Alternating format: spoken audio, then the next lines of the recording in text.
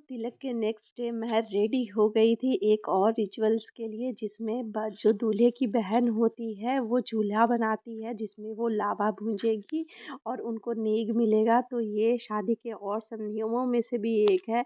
तो उसके लिए पहले चूल्हा बनाना होता है। तो इसके लिए मेरी जो बड़ी ननद है वो रेडी हो गई थी, बहुत सुंदर लग रही थी। और यहाँ पे सब कोई अपना-अपना खाना एन्जॉय कर रहे थे और मैं सबको एम्बैरेस कर रही थी वीडियो बना के। सब इधर-उधर भाग रहे थे और मैंने सूट पाया था बहुत अच्छा-सा।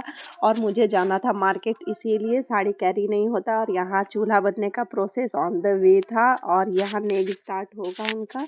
तो यहाँ से स्वीटी जी जो मेरी बड़ी ननद है वो चूल्हा बनाएगी और जब लावा भूंजने का टाइम आएगा तो उसी चूल्हे से लावा भुजाया जाएगा।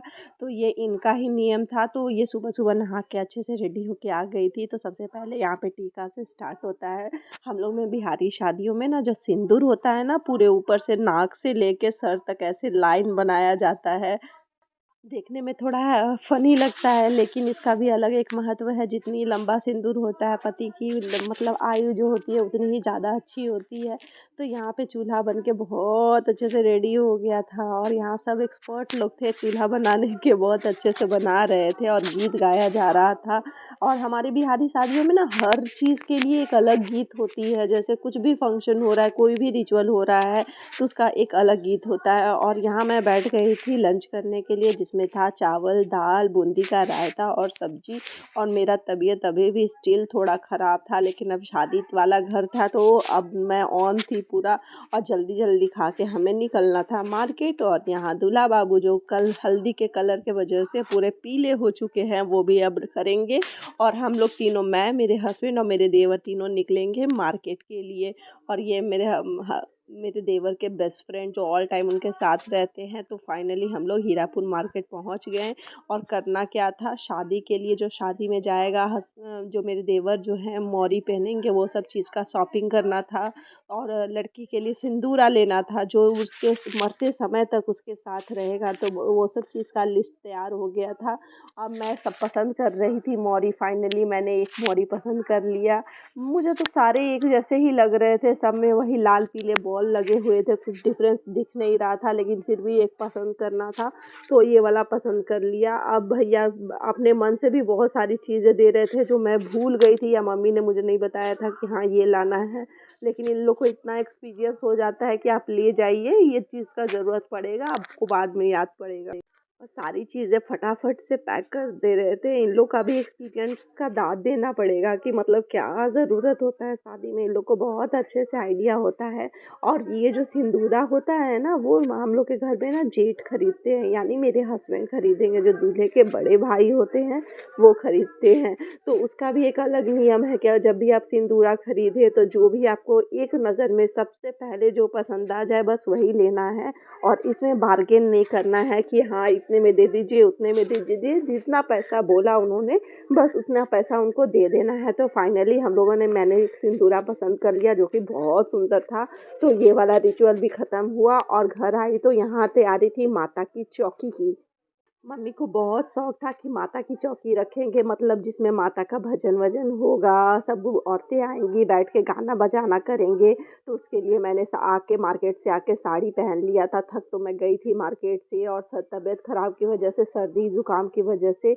लेकिन माता की चौकी थी, सारे लोग आना स्टार्ट हो गए थे और भजन कीर्तन स्टार्ट हो गया था। सारी औरतें, सबको अच्छा लग रहा था। मुझे स्टार्टिंग में लगा थोड़ा बोरिंग हो जाएगा, लेकिन नहीं, बहुत मज़ा आया।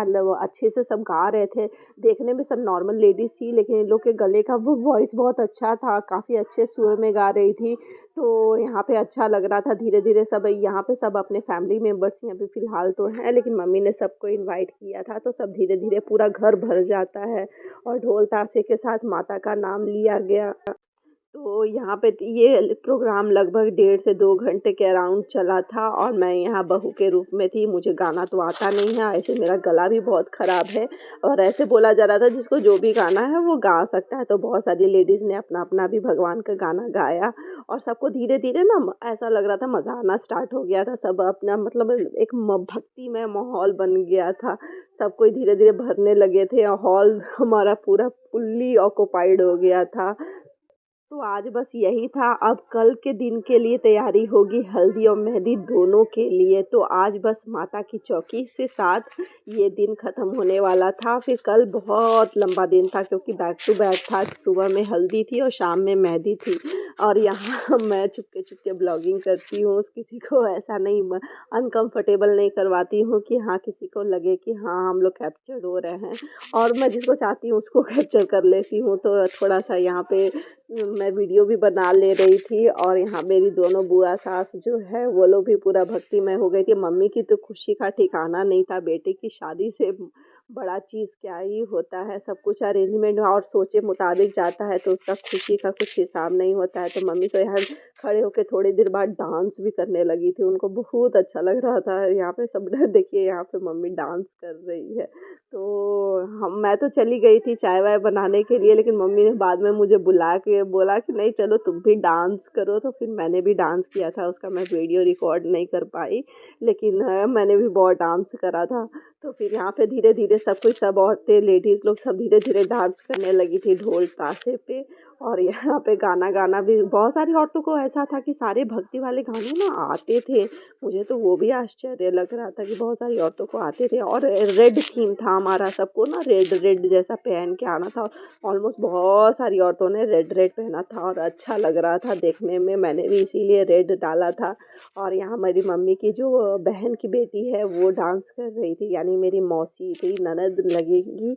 तो यहाँ ऑलमोस्ट हॉल फुल हो गया था, बैठने का जगह नहीं था क्योंकि बैठना तो नीचे ही था सबको, क्योंकि माता चौकी चौकी जो थी वो नीचे लगी हुई थी। और मैं बीइंग अ बहू बस किचन में घुसी हुई थी, चाय बनाने की तैयारी कर रही थी क्योंकि बस अब प्रोग्राम ख़त्म ही होने वाला था। सब चाय पानी नाश्ता करेंगे, उसके बाद सब कुछ डन हो जाएगा। और मैंने आज यहाँ पे ये सब जाने वाला सामान जो उस लड़की के घर जाएगा वो लेके आई थी। और प्रियांश एज़ यूजुअल अपने मोबाइल में लगा हुआ था। तो मिलते हैं नेक्स्ट व्लॉग।